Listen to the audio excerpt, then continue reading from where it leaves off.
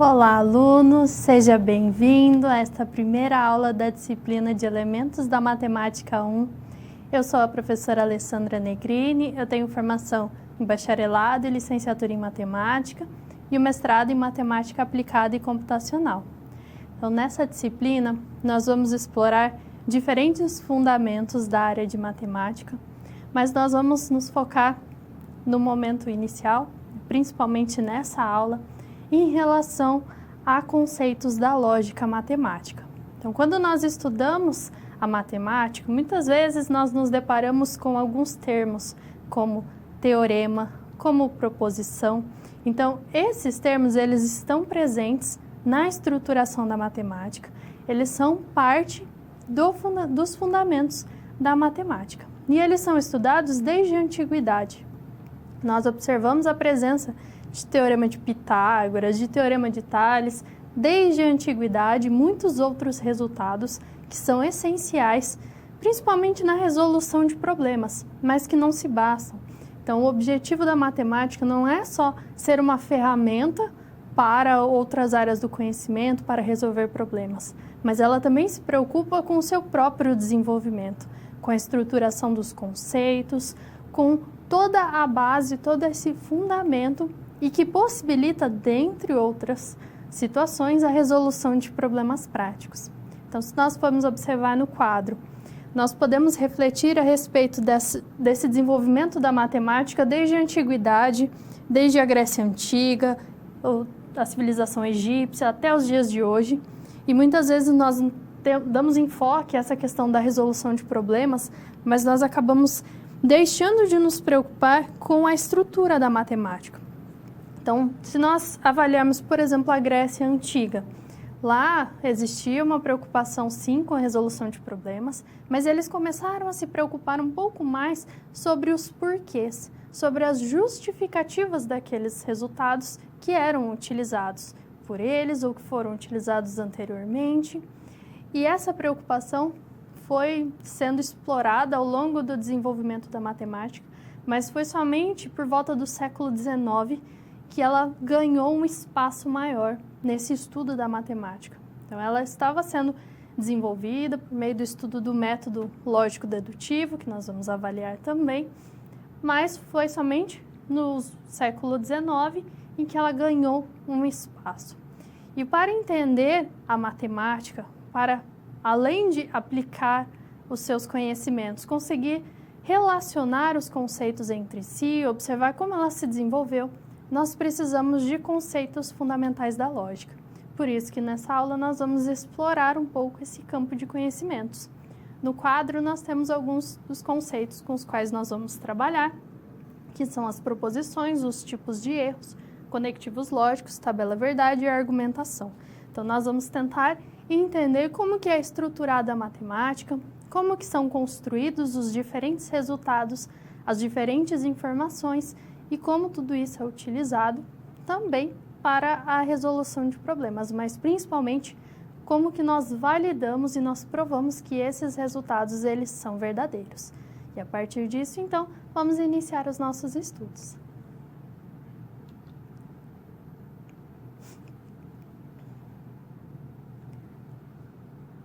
Quando analisamos a palavra lógica, então lógica ela é uma ciência, né? Ela se constitui enquanto uma ciência que se preocupa em analisar proposições, em analisar argumentos, em identificar que estratégias e que métodos podem ser utilizados quando eu quero diferenciar um argumento válido de um argumento que não é válido.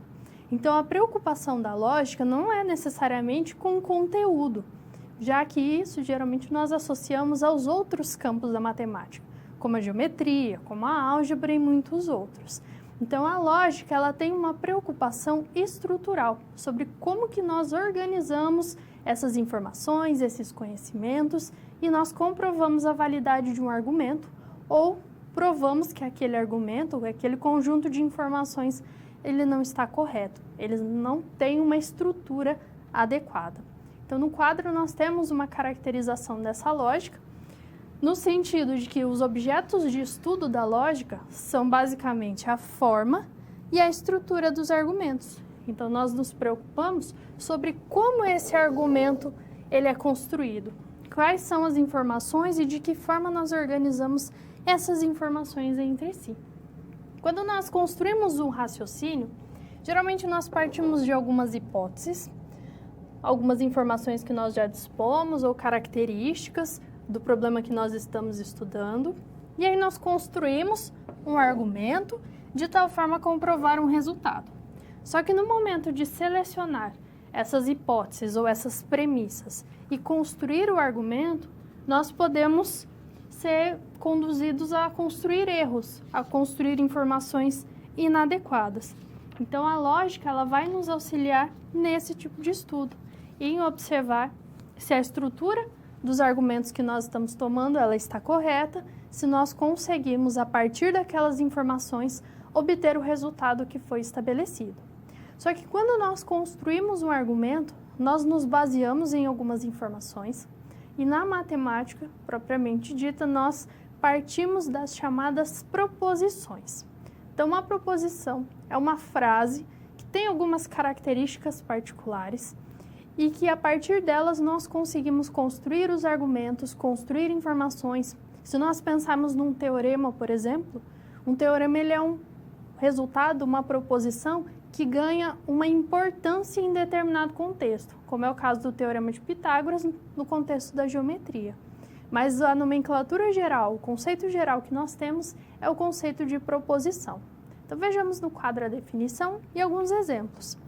Então uma proposição é uma frase, ela vai expressar um pensamento de sentido completo, construído a partir de frases declarativas.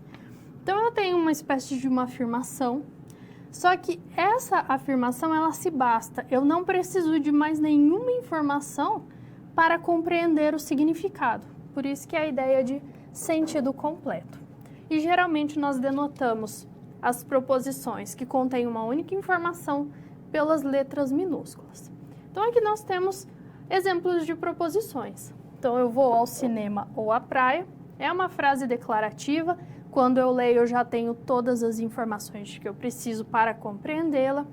5 mais 4 igual a 17 é uma proposição, ela é uma afirmação, uma frase declarativa e que contém todas as informações necessárias. E alguns exemplos de frases ou de informações que não são proposições, como é o caso de o filme foi fantástico. Veja, nós temos uma frase exclamativa. Ela não é uma frase declarativa, por isso que ela não se constitui enquanto proposição. 2 elevado a x igual a 10 também não constitui uma proposição, porque eu não sei qual é o valor assumido por esse x, ou eu preciso de uma informação a mais para entender esse significado dessa proposição, para entender essas informações. Então, a base da argumentação na matemática é formada então por essas proposições. Então é importante sempre observar essas duas características, é uma frase declarativa e de sentido completo. Eu não posso ter variáveis, eu não posso ter informações que estão faltando, né? Eu preciso que a minha informação, a minha frase contenha todas as informações necessárias para a compreensão. E nesse momento nós não avaliamos se essas frases ou se essas afirmações são verdadeiras ou são falsas. Então veja, primeiro nós nos preocupamos com formato, com a estrutura. Antes de eu conseguir avaliar se uma informação, se uma proposição ela é verdadeira ou ela é falsa, na lógica é necessário que 3 princípios sejam verificados. Então no quadro nós temos esses 3 princípios. Temos o princípio da identidade, quer dizer que uma proposição ela é sempre igual a ela mesma. Pode parecer uma informação exagerada, mas do ponto de vista lógico essa informação é necessária. Eu preciso garantir que uma proposição é igual a ela mesma. O segundo princípio é da não contradição. Então, uma proposição ela não pode ser verdadeira e falsa ao mesmo tempo. Ou ela é verdadeira ou ela é falsa. E do terceiro excluído, ou uma proposição é verdadeira ou ela é falsa e eu não tenho uma terceira possibilidade, eu não tenho um terceiro estado para essa proposição. Então, com esses 3 princípios verificados, então, o primeiro, uma proposição igual a ela mesma. O segundo, eu tenho que ela é verdadeira ou ela é falsa, não pode ser os 2 valores lógicos ao mesmo tempo. E do terceiro excluído, eu não tenho uma terceira possibilidade além de verdadeiro ou falso. Então, esses são os 2 valores lógicos que a minha proposição pode assumir. Ou ela é verdadeira ou ela é falsa. Só que quando nós tomamos essas proposições como base, nós construímos o nosso argumento. Nós podemos identificar alguns erros, tanto em relação à forma como eu construí esse argumento, quanto em relação às proposições que eu considerei. Eu posso ter proposições falsas, eu posso ter proposições verdadeiras. Então, outro estudo importante, além da classificação das proposições, é o estudo dos tipos de erro. Então, vamos ao quadro diferenciar os 2 tipos que nós temos. O erro chamado de lógico ou formal é aquele erro estrutural. Então, mesmo que as minhas hipóteses, que as minhas premissas, elas sejam verdadeiras, elas transmitam somente informações verdadeiras, eu posso chegar a uma conclusão falsa, porque eu tenho um erro estrutural. Então, tem um problema estrutural no meu argumento. Já o erro material, factual ou de conteúdo diz respeito às informações que eu estou transmitindo. As minhas premissas ou a minha conclusão pode conter algum tipo de informação que não é correta, que não está coerente, por exemplo, com a teoria na qual eu estou estudando. Então, esses são os 2 tipos de erros com os quais nós podemos lidar no momento de construir argumentos e estudar proposições.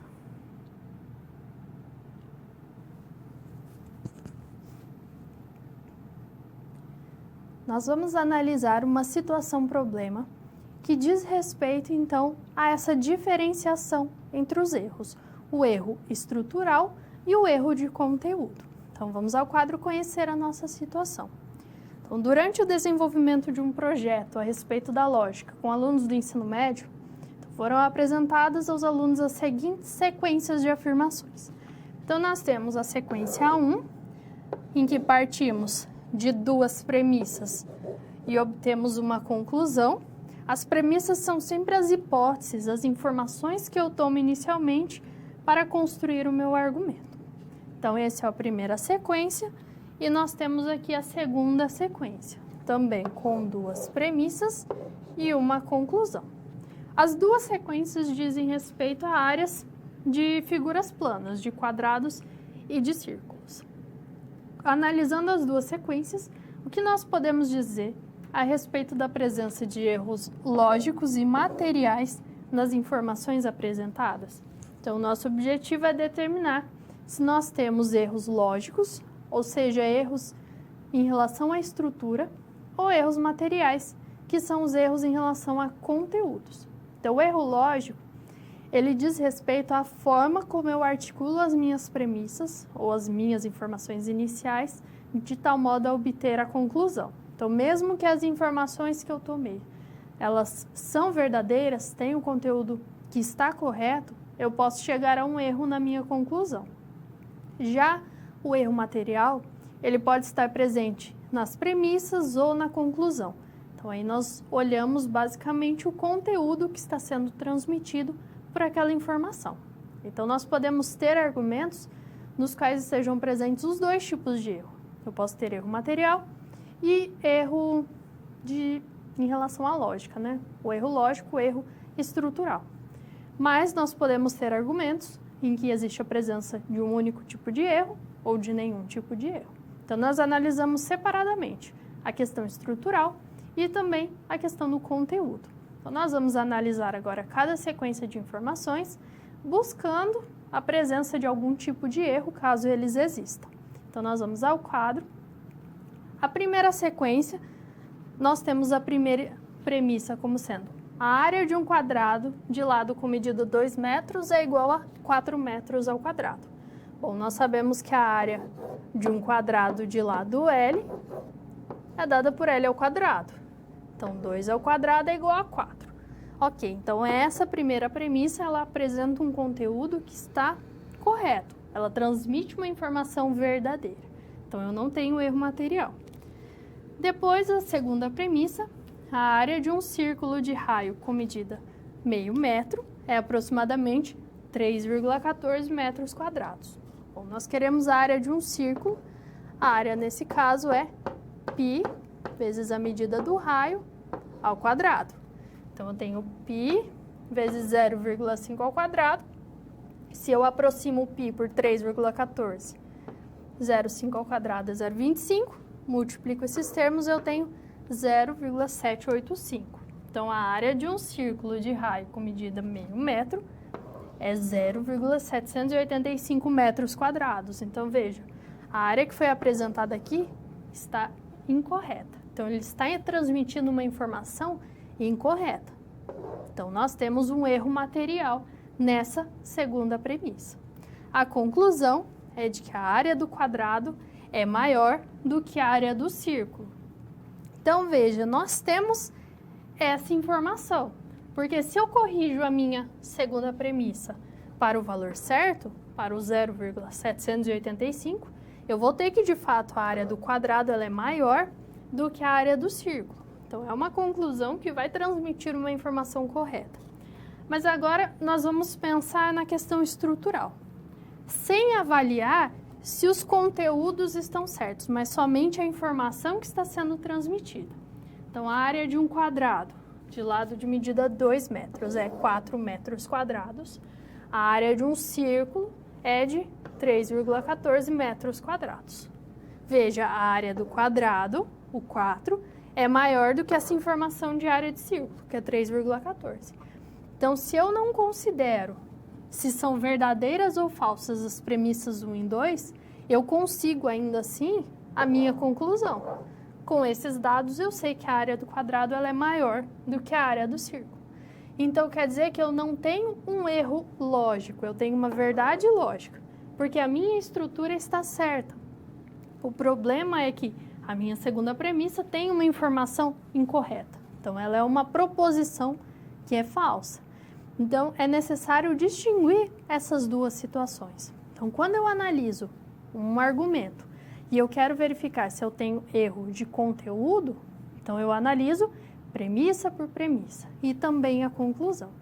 Se eu quero avaliar se ele tem erro lógico, então eu preciso desconsiderar essa avaliação de verdade ou falsidade das minhas proposições e eu analiso somente a estrutura. Com as informações que foram apresentadas, eu chego àquela conclusão? Se ela pode ser obtida, como no caso que foi apresentado, então eu tenho uma verdade lógica, né? Eu tenho uma estrutura correta.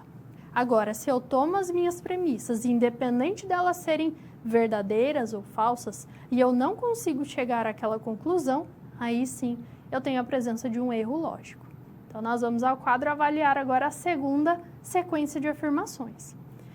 A primeira afirmação é idêntica, então a área de um quadrado de lado de medida 2 metros é igual a 4 metros quadrados, já vimos que essa informação está correta. A segunda, nós temos aqui a correção da informação, 0,785, mas veja que a conclusão é a área do quadrado é menor do que a área do círculo. Veja, as premissas 1 e 2, elas são verdadeiras. Eu não tenho, no caso, erros de conteúdo, erros materiais nas minhas premissas.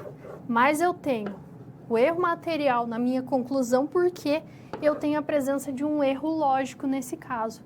A minha estrutura está incorreta. Então, eu não consigo chegar àquela conclusão com base nas premissas que foram apresentadas. Então, apesar das minhas premissas serem verdadeiras, aquela conclusão ela não pode ser obtida, implicando então na presença de um erro lógico.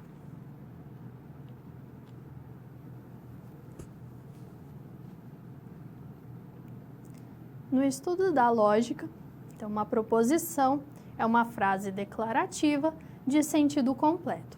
E a partir das proposições, quando eu organizo os argumentos, eu posso provar resultados, eu posso analisar diferentes relações entre conceitos, entre informações específicas de áreas, por exemplo, da geometria, da álgebra ou mesmo integração entre essas áreas.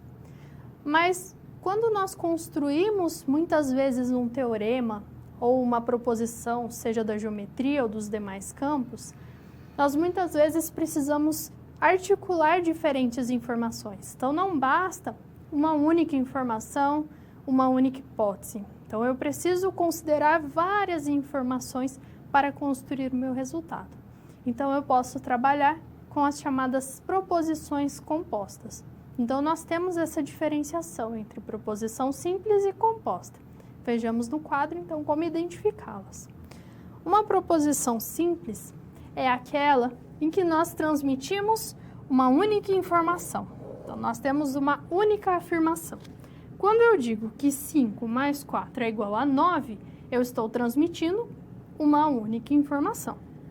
Agora eu posso construir proposições compostas quando eu utilizo de duas ou mais afirmações, ou quando eu tenho duas ou mais informações indicadas em uma única proposição. Então, quando eu digo que Lucas é paulista e Giovana é cearense, então veja, eu tenho mais de uma informação sobre a região na qual Lucas nasceu e em que Giovana nasceu. Então, eu tenho duas informações diferentes. E como que eu construo essas informações? A partir de conectivos. Mas veja, se eu falo que Lucas é paulista e Giovana é cearense, então eu tenho a presença de um conectivo E, que faz então a ligação entre essas duas informações. Só que o E não é a única possibilidade que nós temos de construir proposições compostas. Então nós temos um conjunto de conectivos que podem ser utilizados. E eles não estão presentes somente na matemática. Então nós observamos, por exemplo, na língua portuguesa, em diferentes textos, o uso também dessas palavras. Mas é importante que você conheça e identifique o significado de cada um desses termos no contexto matemático. E não somente o significado, é importante que você identifique a notação que é utilizada.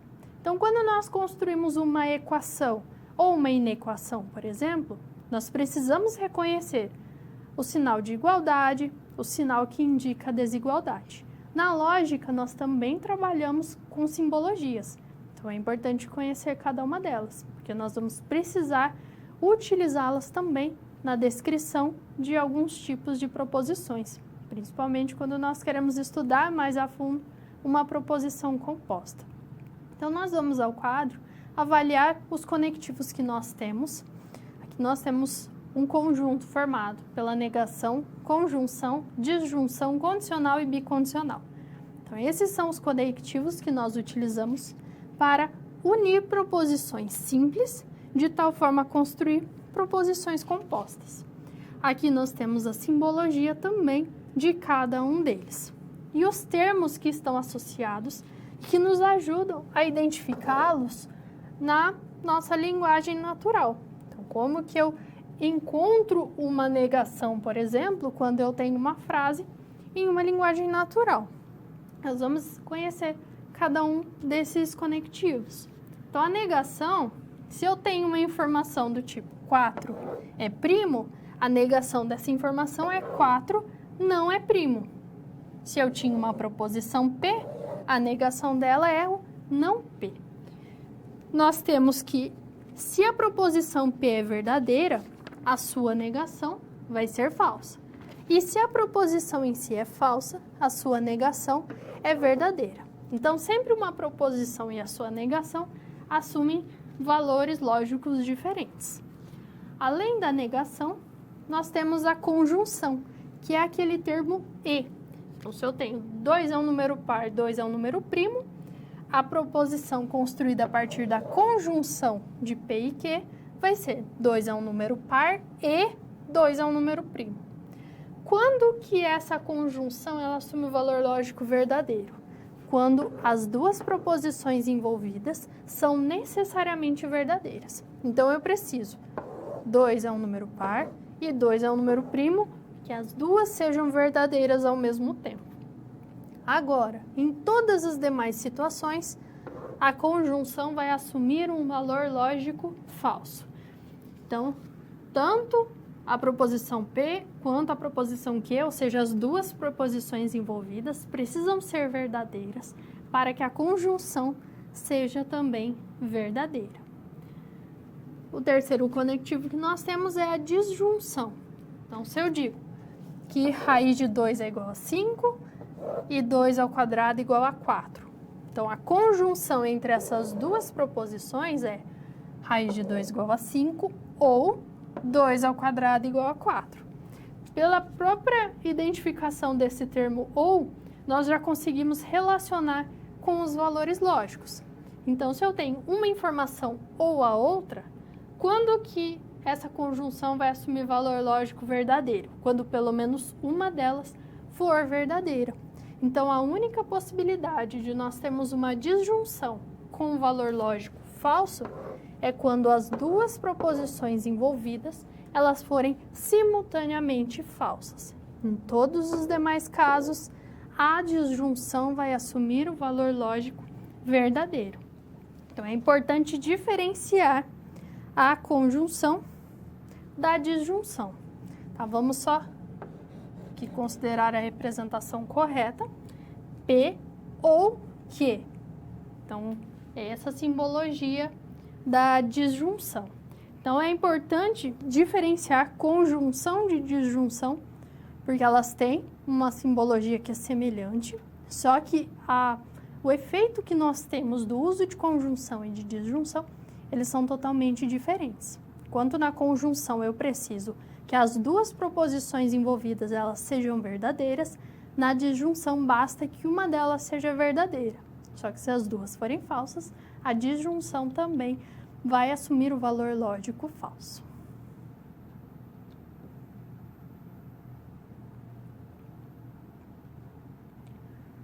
Dois conectivos que são muito utilizados quando nós construímos resultados matemáticos, se nós formos observar teoremas, várias proposições, seja do campo do cálculo, da álgebra, muitas vezes nós vamos nos deparar com esses dois conectivos, com a condicional e com a bicondicional. Vamos pensar, por exemplo, no teorema de Pitágoras. Então, nós temos um triângulo retângulo e temos a relação que é verificada nesse triângulo. Eu posso interpretar o teorema de Pitágoras da seguinte forma. Se ABC, por exemplo, é um triângulo retângulo, então o quadrado da hipotenusa é a soma dos quadrados dos catetos, pensando sempre nas medidas. Então, esse se e então, ele nos indica que nós estamos trabalhando com uma condicional. Então, basicamente, nós temos a presença de uma hipótese e de uma tese. Ou seja, eu tenho uma informação inicial que precisa ser verificada, que é, no caso, ser um triângulo retângulo, e se ela é verificada, eu tenho a minha conclusão, que é a relação entre as medidas dos lados. Então, tanto a condicional quanto a bicondicional, elas são essenciais nos mais variados resultados. E muitas vezes elas são apresentadas em conjunto com negações, com conjunções e com disjunções. Então, é importante estar atento à simbologia e também à escrita que é utilizada na construção dessas proposições. Então, vamos ao quadro conferir primeiro as características da condicional. Então, a condicional é representada por uma seta e ela nos indica uma relação do tipo se, então. Então, aqui nós temos se uma proposição P é verificada, então Q é verificada. Nesse caso, se A é um número par, então A ao quadrado é um número par. A condicional assume o valor lógico falso somente em uma situação.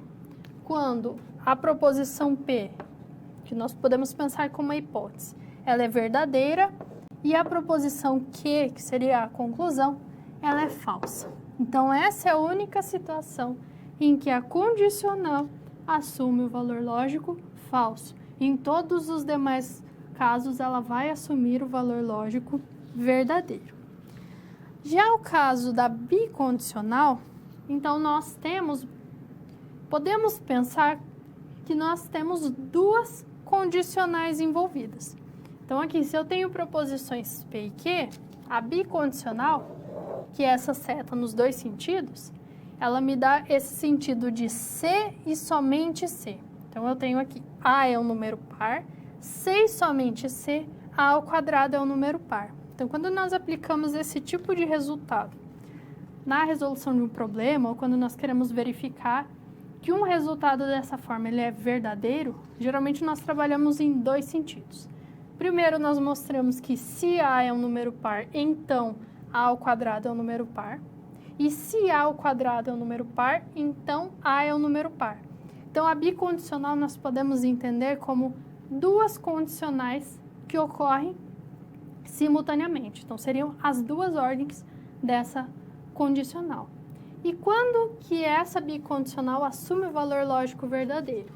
Quando ambas as proposições envolvidas são verdadeiras ou quando ambas são falsas. Então, uma bicondicional assume o valor lógico verdadeiro quando as proposições envolvidas assumem um mesmo valor lógico. As duas são verdadeiras ou então as duas são falsas. Nos demais casos, ela assume o valor lógico falso. Então, a condicional, a bicondicional, em associação com a negação, conjunção e disjunção, são os conectivos que nós utilizamos quando nós queremos construir proposições e, por consequência, construir argumentos e outras informações. Mas muitas vezes nós não utilizamos essas representações, ou C e somente C, nós recorremos à tradução em linguagem simbólica. Então, nós utilizamos símbolos de tal forma a simplificar, a reduzir a informação a ser transmitida. Então, um aspecto importante quando nós estudamos a lógica é saber converter uma proposição que está, a princípio, em linguagem materna, né, na nossa língua portuguesa, para a tradução em matemática na linguagem simbólica. E para isso nós vamos precisar de todas as simbologias características desses conectivos. E lembrando que proposições simples são representadas por meio de letras minúsculas. Então, nós vamos ao quadro conferir alguns exemplos. Então, aqui nós temos a primeira informação.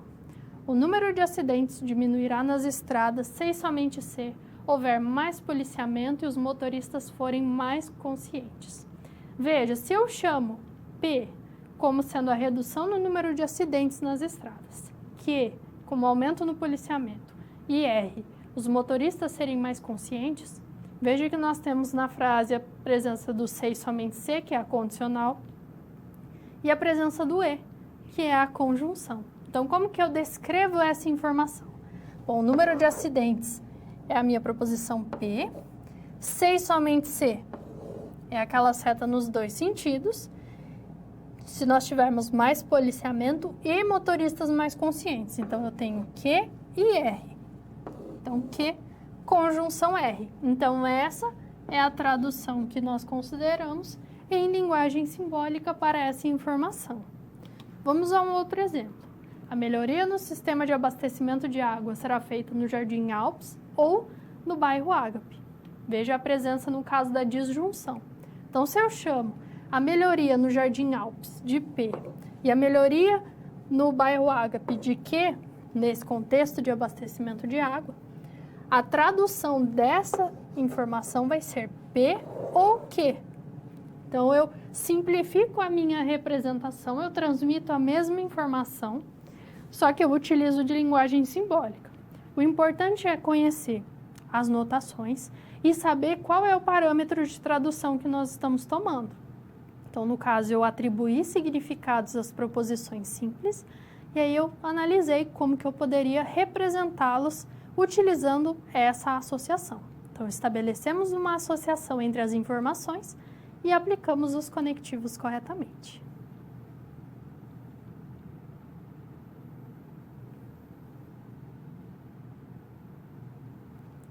Um aspecto essencial quando nós estudamos a lógica é saber reconhecer as proposições, saber identificar proposições simples e proposições compostas, sabendo que as compostas são construídas a partir de conectivos lógicos. Então, agora nós temos uma atividade para que você possa refletir a respeito desses conceitos e reconhecer afirmações, classificando-as como proposições simples ou proposições compostas. E, quando forem compostas, reconhecer também o tipo de conectivo que foi utilizado em cada uma das situações. Então, vejamos no quadro, nós temos aqui um conjunto com 4 informações, são todas proposições, porque são frases afirmativas, declarativas, de sentido completo. Então, analisando essas proposições, quais você classificaria como simples ou como compostas? Por que dessa classificação? Como que você reconheceu essa classificação? Então, faça um estudo a respeito dessas proposições, retomando o que já foi estudado até o momento, e daqui a alguns instantes nós vamos discutir a respeito.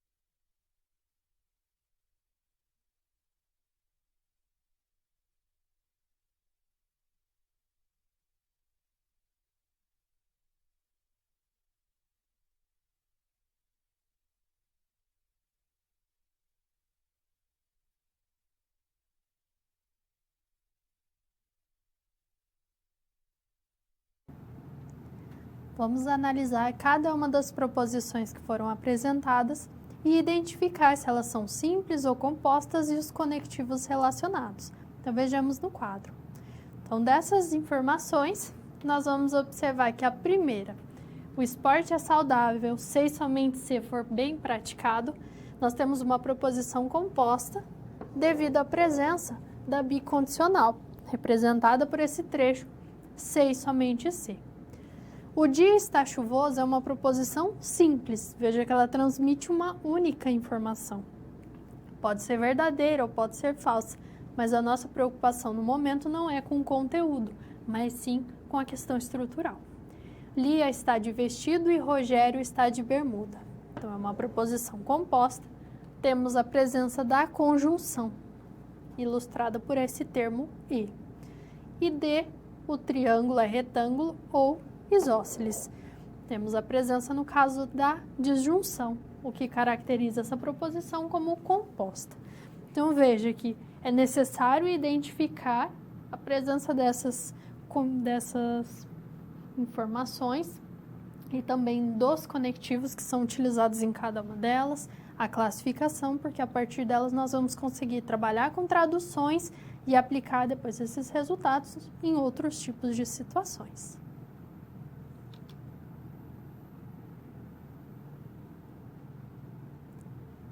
A construção de proposições compostas toma como base uma proposição simples, associada a um conectivo e a outras proposições simples. Então, nós partimos de um conjunto de proposições simples, acrescentamos conectivos e aí nós vamos ter, então, essa proposição composta. E nós podemos classificar essa proposição composta de acordo com o tipo de conectivo que é verificado nela. Mas assim como nós temos regras de precedência nas operações, então eu realizo adições, multiplicações, divisões, então nós temos aquelas ordens na qual nós podemos aplicar cada operação de tal forma obter o resultado. No caso das proposições compostas, nós também temos ordens na avaliação de conectivos. que são as chamadas regras de precedência. Então, vejamos no quadro qual é a regra que nós adotamos na construção das proposições e, mais do que isso, na avaliação dos valores lógicos que são assumidos. Então, sempre essa ordem que nós tomamos: negação, depois conjunção e disjunção, condicional e bicondicional. Quando eu quero mudar essa ordem, eu também utilizo parênteses, assim como nas operações. Aqui nós temos duas situações. Veja, no primeiro caso, primeiro nós avaliamos a disjunção, eu não tenho negação, então eu começo na disjunção, depois eu avalio a condicional e por fim eu avalio a bicondicional. Então veja, o último conectivo que eu analiso é a bicondicional. Então essa minha proposição composta, ela é classificada como bicondicional. No segundo exemplo, nós temos o parênteses. Bom, então nós avaliamos primeiro os termos entre parênteses, que é a bicondicional. Como eu não tenho mais nenhum parênteses, eu continuo com a regra de precedência normal. Eu tenho uma disjunção e, por fim, uma condicional. Então, veja, o acréscimo desses parênteses já possibilitam a classificação dessa proposição como sendo uma condicional. Então, sempre o último conectivo que eu avalio nessas regras de precedência ou com acréscimo de parênteses vai ser o que dá a classificação à proposição composta. Mas veja, nós tínhamos nesses dois exemplos proposições P, Q, R, eu organizava diversos conectivos. E se eu quisesse avaliar o valor lógico de cada uma dessas proposições, que recurso que eu posso utilizar? Então, na lógica, nós utilizamos com muita frequência as chamadas tabelas verdade. É a partir dessas tabelas que nós conseguimos estudar as características da proposição composta, baseada nas proposições simples envolvidas, e os valores lógicos que elas podem assumir. Então, eu posso ter proposições que assumem valor lógico verdadeiro, falso, em diversas situações, mas eu posso também ter uma proposição composta que, independente dos valores lógicos que as minhas proposições simples assumem, ela vai ser sempre verdadeira. Então, para analisar esse tipo de situação, nós recorremos à tabela verdade. Então, vamos observar como ela é construída. A tabela verdade, ela é uma ferramenta que é empregada no estudo do valor lógico de proposições. Mas veja, ela é utilizada para a tradução em linguagem simbólica. Então, eu preciso inicialmente avaliar as minhas informações, construir a representação em linguagem simbólica para a minha proposição composta. Aí sim, eu consigo empregar essa ferramenta. Aqui nós temos o primeiro exemplo, que é a tabela verdade da negação. Então, eu tenho uma proposição P e a proposição composta que eu quero avaliar é essa não P. Quais são os valores lógicos assumidos por ela? Bom, quando P é verdadeira, não P é falsa. Quando P é falsa, não P é verdadeira. Então, essa é a tabela verdade da negação. Então, ela pode assumir valor lógico verdadeiro ou falso e depende dos valores lógicos assumidos por P. O caso da conjunção. Então, eu tenho P e Q. Eu quero avaliar os valores lógicos que são assumidos por ela. Então, eu vou considerar inicialmente as proposições simples envolvidas. Então, eu tenho aqui P e Q. Então, eu estabeleço uma coluna para P, uma coluna para Q e a última coluna para a minha conjunção. Quais são as combinações possíveis de valores lógicos que P e Q podem assumir? Bom, P e Q podem ser ambos verdadeiros, P verdadeiro e Q falso, P falso e o Q pode ser verdadeiro, e as duas podem ser falsas. Então, eu preciso combinar os valores lógicos das proposições simples envolvidas, nesse caso P e Q, e a partir delas eu analiso a conjunção. Eu sei que a conjunção ela assume valor lógico verdadeiro quando as duas proposições envolvidas são verdadeiras. Então, na primeira linha, ela assume o valor verdadeiro. Nas outras linhas, sempre eu tenho que pelo menos uma proposição simples é falsa. Então, a minha conjunção vai ser falsa nessas demais combinações. Então, essa é a coluna que fornece os valores lógicos da minha conjunção, dependendo de P e Q. Então, eu posso utilizar a tabela verdade no estudo das mais variadas proposições compostas. Então, eu sempre tomo por base as proposições simples que são apresentadas e depois eu vou avaliando os conectivos e como essa proposição composta foi construída. Então, a regra de precedência também é indispensável nesse momento. Então, nós precisamos avaliar como que essa regra de precedência é aplicada, qual é a classificação da minha proposição composta para que eu possa construir a tabela verdade. Então, vejamos um exemplo no quadro. Nós queremos construir a tabela verdade dessa proposição. P condicional Q, disjunção não P. Então, essa proposição, ela é uma disjunção por classificação. Só que eu tenho a presença de uma condicional e de uma negação. Então, como que eu construo essa tabela verdade? Eu vou primeiro considerar quantas proposições simples eu tenho. Eu tenho P e Q. Então, eu combino os valores lógicos de P e Q. Quantas linhas eu vou ter nessa minha tabela verdade? Sempre é 2 elevado ao número de proposições simples que eu tenho. Veja, eu tenho P e Q. Então, 2 ao quadrado, 4. Se eu tivesse P, Q e R, eu teria 2 ao cubo, 8. O que esse 8 representa? Que eu tenho 8 combinações possíveis dos valores lógicos das proposições envolvidas. Então, P e Q, eu tenho essas 4 combinações. Depois eu avalio os demais conectivos. Eu construo uma para condicional, uma para negação e para o final eu construo a proposição composta que eu quero estudar. Então, eu construo essas linhas que são partes intermediárias da minha proposição. Eu dependo da condicional e dependo da negação. Então, eu estudo elas inicialmente para que depois eu possa construir a tabela verdade referente à proposição completa, à proposição que eu quero estudar. Então, é sempre essa estratégia que nós utilizamos na construção de uma tabela verdade.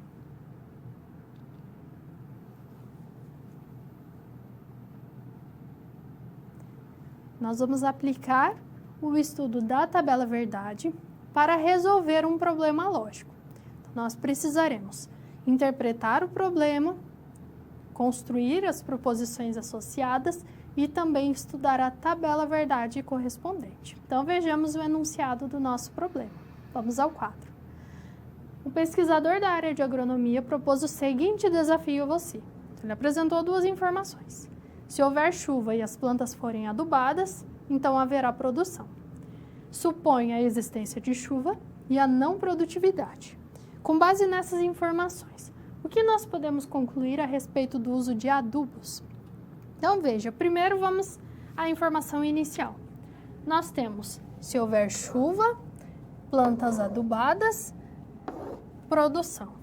Então, nós vamos construir 3 proposições simples, P, Q e R. Então, a primeira, P relacionada à chuva, Q relacionada ao adubo e R relacionada à produção. Veja que nós temos um E, ou seja, uma conjunção, e nós temos a presença do C, então, uma condicional. Então, essa informação, essa proposição, considerando o P, Q e R que nós definimos, ela vai ser dada como P e Q condicional R. Então, ela é uma condicional. Então, nós vamos pensar primeiro nessa informação. Nós temos aqui uma proposição composta, baseada em 3 proposições simples, e nós vamos construir a tabela verdade referente a ela. Então, nós vamos partir das 3 proposições simples. Quais são as combinações possíveis entre os valores lógicos de P, Q e R que nós temos? Nós temos 8 possibilidades. Então, são todas as combinações pensando que P pode ser verdadeiro ou falso, Q verdadeiro ou falso e R verdadeiro ou falso.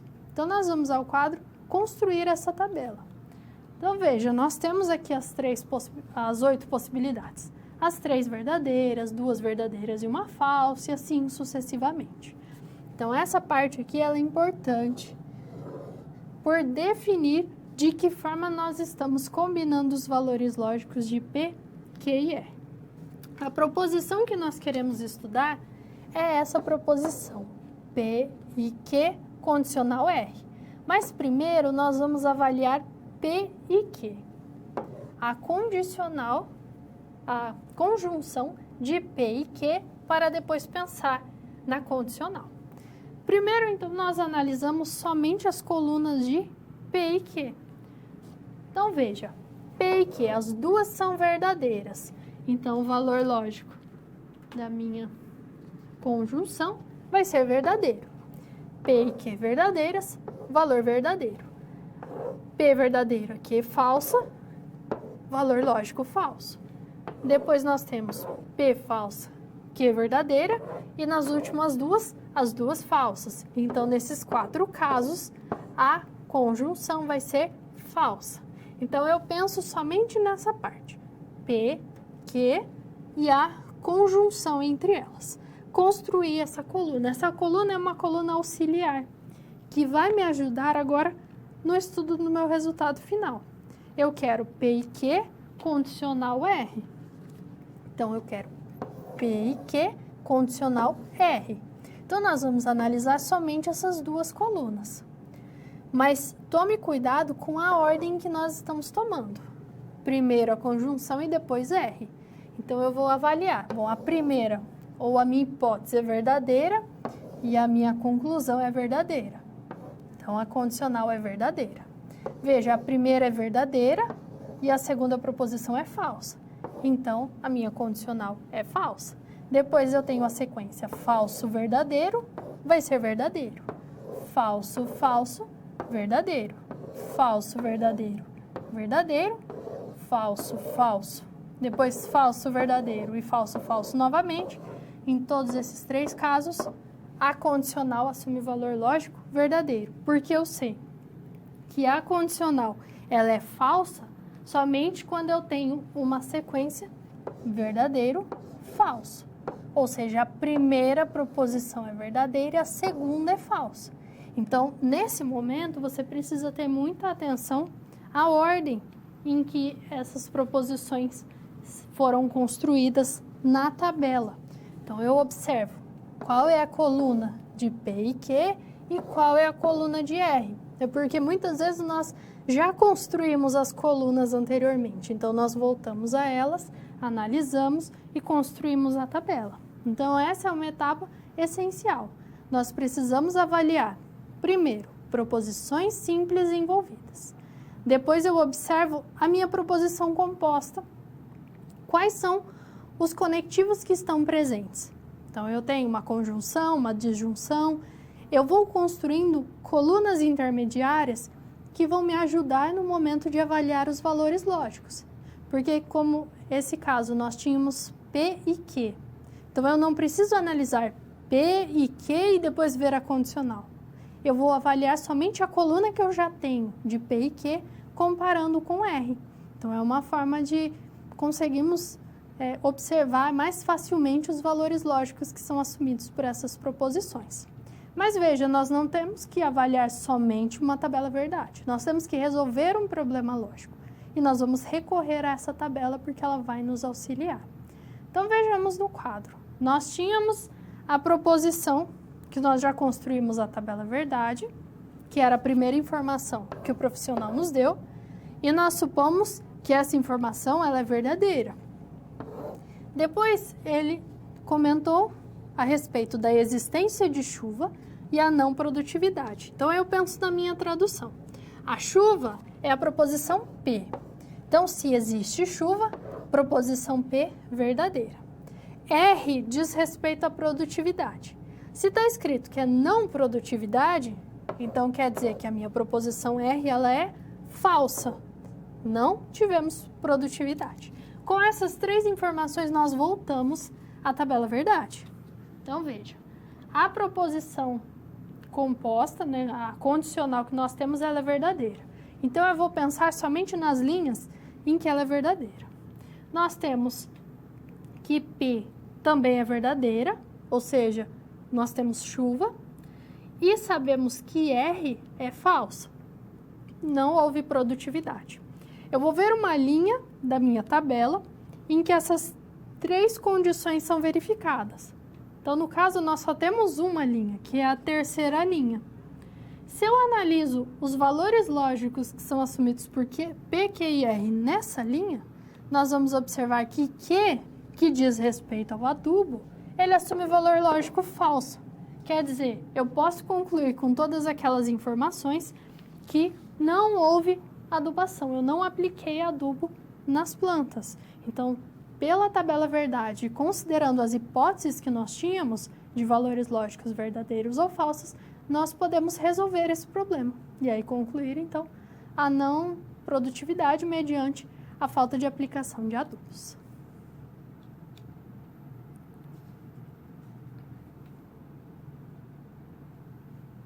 Nós podemos utilizar tabelas verdade quando nós queremos avaliar os valores lógicos de proposições, geralmente as proposições compostas, baseadas nas proposições simples que a constituem, e também nos conectivos que foram utilizados.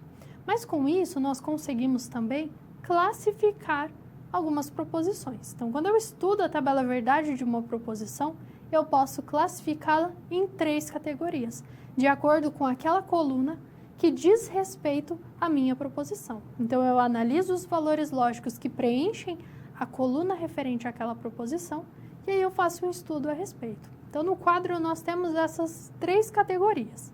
Então, vamos observar. Eu digo que uma proposição composta ela é uma tautologia se quando eu observo a coluna dos seus valores lógicos, ela assume somente o valor lógico verdadeiro, independente dos valores lógicos que foram assumidos pelas proposições simples.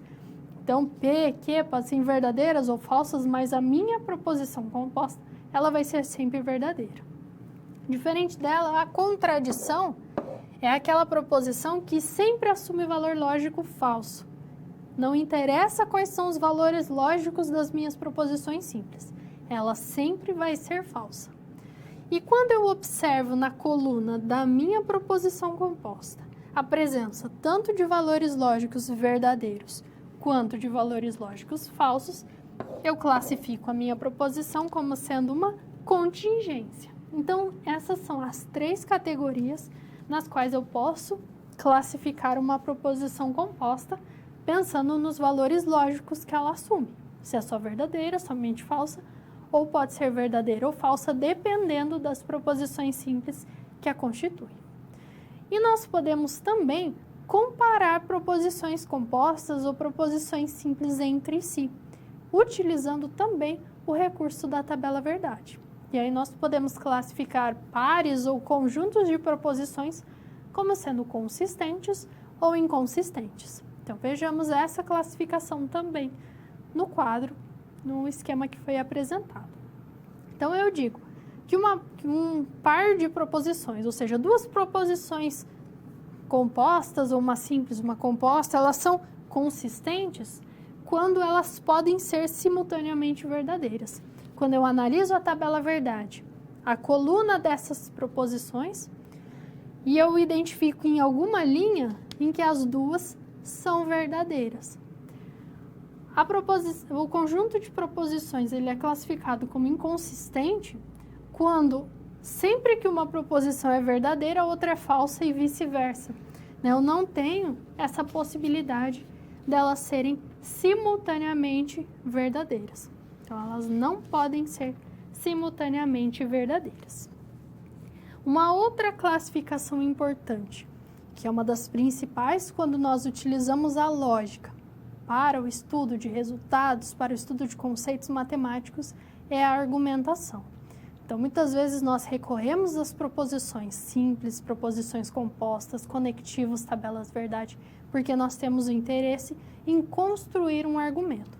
Mas o argumento ele não corresponde a somente um grupo ou um conjunto de premissas, conjunto de proposições. Eu preciso ter como objetivo provar algum resultado. Então, se eu construir um argumento, quer dizer que eu tenho algum objetivo. Eu quero provar a validade de alguma afirmação. Eu quero mostrar que uma determinada situação ocorre. E os argumentos, eles também têm um tipo de classificação específica. Então, vamos ao quadro estudar agora essa estrutura de um argumento. Então, o argumento, ele sempre visa justificar um enunciado, uma proposição, alguma informação. E ele sempre toma como base pelo menos uma premissa. Então, ele tem que ter pelo menos uma hipótese. Só que dependendo da forma como eu organizo meu argumento, ele pode ser válido ou ele pode ser inválido. E aí uma estratégia que nós temos de provar essa validade ou mostrar que não é válido um argumento é o uso de diagramas, além de estudos de tabela verdade. Nós temos duas caracterizações importantes. Um argumento ele pode ser chamado de dedutivo. Os argumentos dedutivos eles são indispensáveis no estudo da matemática, eles estão presentes quando nós provamos resultados de cálculo, de análise das mais variadas áreas da matemática. E ele tem essa característica da conclusão ser certamente verdadeira se as premissas que eu considerei elas forem verdadeiras. Então, vamos pensar em um resultado. Por exemplo, a soma dos ângulos internos de um triângulo. Então, a soma dos 3 ângulos internos de um triângulo na geometria plana vai ser 180 graus. Então, ele é um resultado que é justificado. E veja que eu posso tomar esse resultado e aplicar em um caso particular. A soma dos ângulos internos de um triângulo retângulo é 180 graus. Então, veja, eu tinha um resultado que era válido em todos os triângulos, mas eu tomei um caso particular. Eu tomei o caso dos triângulos retângulos, que também vai ser válido. Então, eu parti de uma situação geral e obtive um caso particular. Então, essa é uma característica importante dos argumentos dedutivos.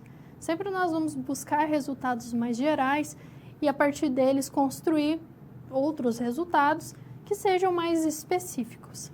Tá? Essa é uma característica importante da dedução e que integra o método lógico-dedutivo, que é utilizado na matemática para o seu próprio desenvolvimento e para depois a aplicação desses resultados em outras situações. Diferente dele, nós temos o argumento do tipo indutivo. Esse argumento ele é muito utilizado quando se trabalha com experimentos, por exemplo. Nós executamos o mesmo experimento diversas vezes, se uma situação se repete, nós construímos uma informação de que possivelmente nos demais casos essa situação também vai se repetir. Então é uma conclusão muito utilizada na parte experimental. Então no caso nós temos que no argumento do tipo indutivo, como nós podemos observar no quadro, nós temos a conclusão com uma probabilidade de ser verdadeira. Então, pode ser que ela seja verdadeira, mas diferente do dedutivo, eu não posso garantir que, de fato, ela vai ser sempre verdadeira. Por isso, a importância da matemática em sempre construir resultados verdadeiros. E ela se utiliza, então, basicamente, do método dedutivo. Articular as suas informações, construir argumentos, ou seja, justificar informações, tomando como base proposições entre os demais conceitos da lógica e também os conteúdos de cada área que está sendo estudada.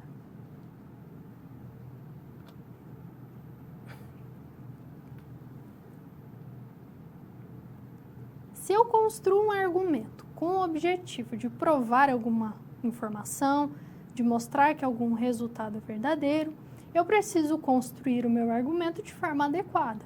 Então, eu preciso organizar as minhas informações, tomar as premissas de forma correta, com informações corretas, para que eu possa ter um argumento que, de fato, comprove a validade daquele resultado. Mas aqui nós não vamos nos preocupar necessariamente com a questão de conteúdo, porque a lógica tem essa diferenciação, ela se preocupa com estrutura. O conteúdo está mais relacionado a cada área em que ela se aplica. Então, nós vamos avaliar como que nós provamos a validade de um argumento, como nós estudamos um argumento, verificando se ele é válido ou não, utilizando-se do recurso de diagrama. O diagrama é muito utilizado na teoria de conjuntos, quando nós construímos aquelas estruturas ovais e nós queremos mostrar que os elementos de um conjunto estão em outro e assim sucessivamente. Então, o diagrama ele também pode ser utilizado no estudo da lógica. Então, só reforçando, nós vamos avaliar a questão estrutural. Será que aquele argumento está adequado? Será que eu consigo obter aquela conclusão a partir das premissas que eu tomei? Então, nós vamos partir desse princípio.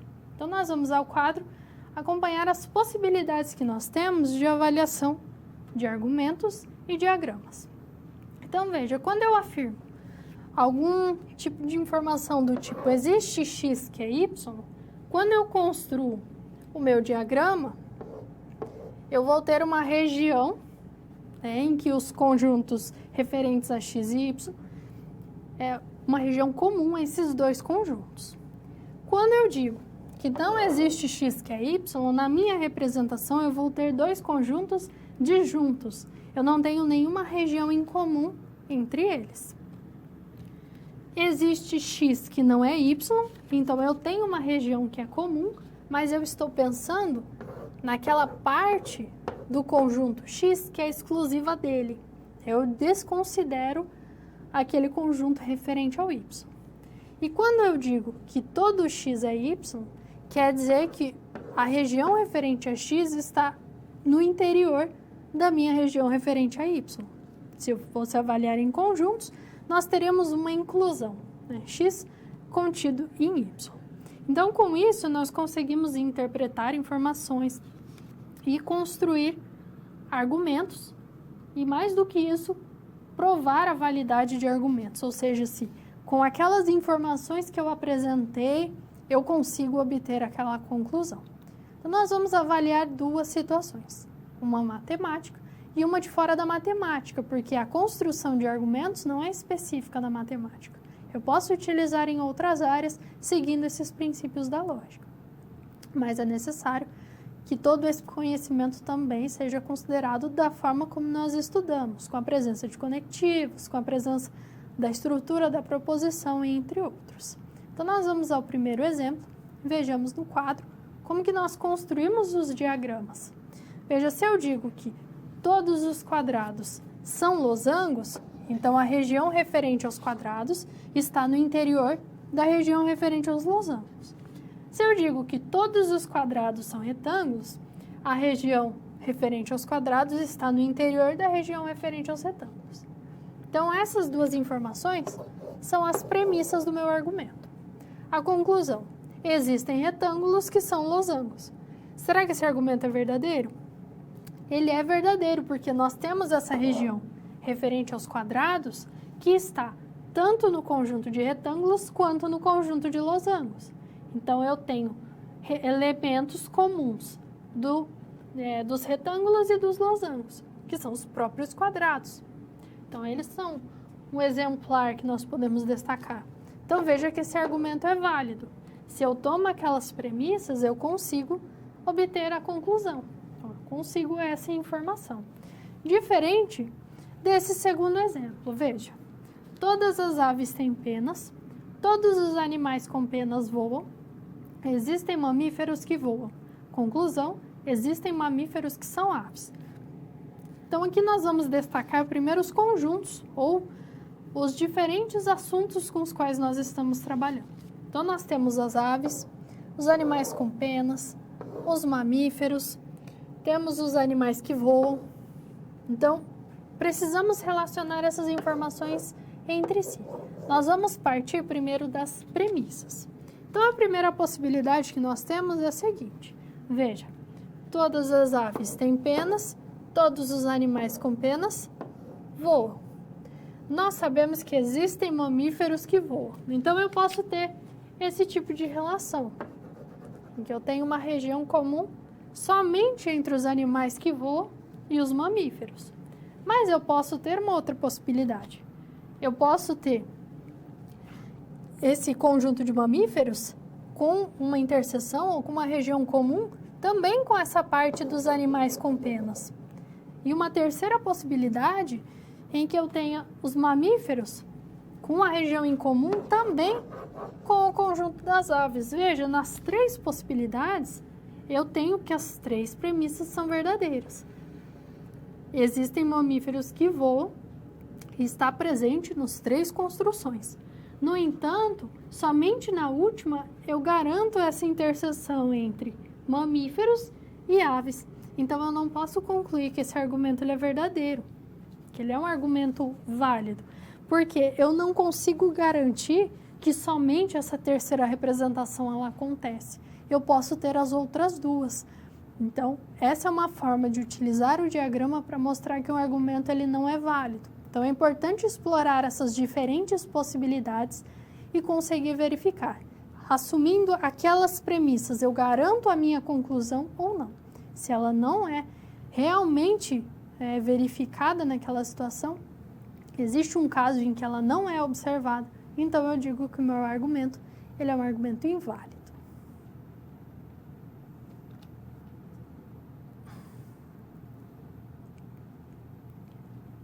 No estudo da lógica como um todo, nós basicamente avaliamos proposições e as relações que podem ser estabelecidas entre elas. Então, eu posso construir proposições a partir de conectivos, eu posso trabalhar com argumentos, em que eu articulo diferentes proposições, busco uma conclusão. Então, é importante saber avaliar os valores lógicos, saber comparar as proposições entre si, saber classificá-las também. Então, diante desse tema, agora nós temos uma atividade para que você possa refletir a respeito desse estudo de valores lógicos e de como que nós comparamos proposições entre si. Então, vamos ao quadro acompanhar.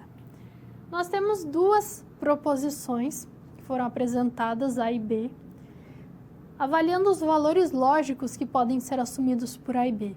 E observe que A e B são construídas a partir das mesmas proposições simples, P e Q. Será que essas proposições A e B são consistentes? O que é uma proposição? Um conjunto de proposições consistentes. Quer dizer que essas proposições podem ser simultaneamente verdadeiras. E como que nós podemos classificar essas proposições de acordo com seus valores lógicos?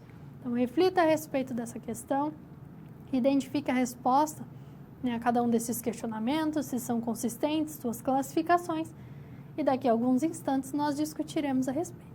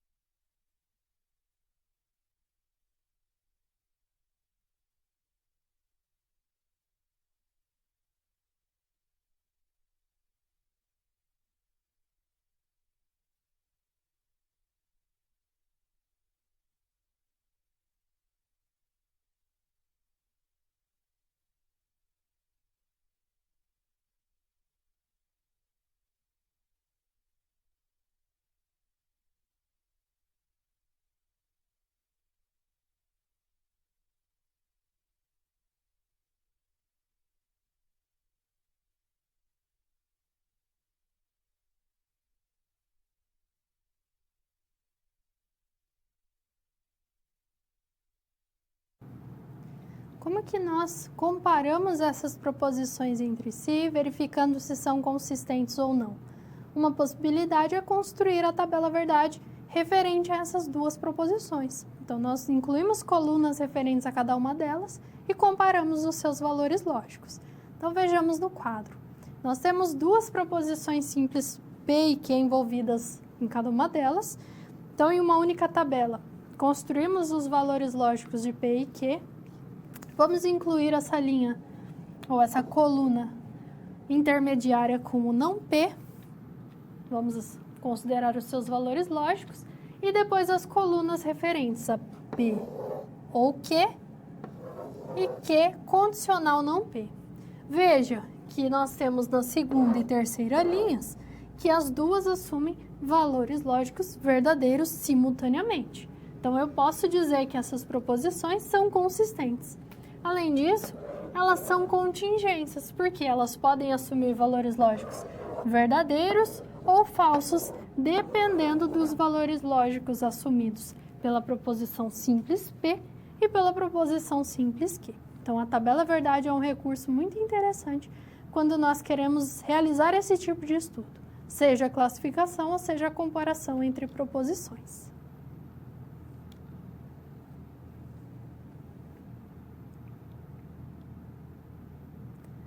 Vamos retomar alguns dos principais conceitos dos conteúdos que nós trabalhamos ao longo dessa aula. Então, nós exploramos conceitos fundamentais da lógica e que são essenciais para o desenvolvimento da matemática, para o estudo dos argumentos, entre outras possibilidades.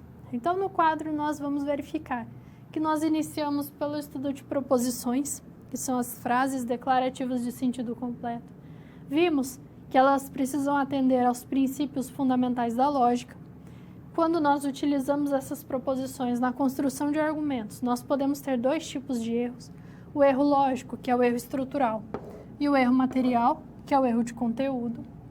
Quando eu quero construir uma proposição composta, eu vou partir de proposições simples e dos conectivos lógicos, que são 5 conectivos. E quando eu quero avaliar o valor lógico de uma proposição composta, principalmente, nós recorremos à tabela verdade. Então, essa é uma ferramenta muito importante.